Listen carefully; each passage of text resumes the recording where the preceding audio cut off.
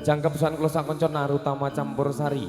Wonten kalenggahan dalu punika ugi kepareng makarya kalian kadang-kadang Joko Tarub Sound System. Ugi seneng kuyung kadang-kadang saking buruh lighting lan ugi boten kata lumpen adicara wonten ing kalenggahan dalu punika samangke kepareng dipun siaraken live streaming wonten ing channel YouTube Dinasti Record saking kadang-kadang Dinasti Record Multimedia. Matur nuwun Bapak Ibu.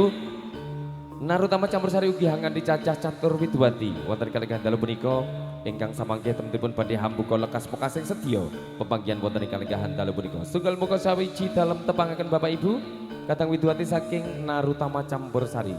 Yang sepisan wonten Deno Ayu Caca Lolita kasuwun pinarep mengajeng. Kalajengaken Deno Ayu Yuni Yunto. Wonten ugi diajeng Eri Pratiwi lan ingkang mungkasan samangke wonten setunggaling Katang Widwati ingkang sowan saking Kapanewon Prambanan Sleman Ngayogyakarta Hadiningrat. Deno Ayu Titin Fernanda. Sedherek Katang Widwati kasuwun pinarep mengajeng. Kinaryo ngaturaken setunggal salam pambuka kunjuk dumateng ngarsanipun Bapak Ibu para tamu kakung putri kang tuhu bagya mulya. Sepisan malih kula dherekaken sugeng dalu, sugeng lelenggahan kanthi mardu mardikane penggalih sinambi mirsani larik budaya Jawi lumantar Narutama.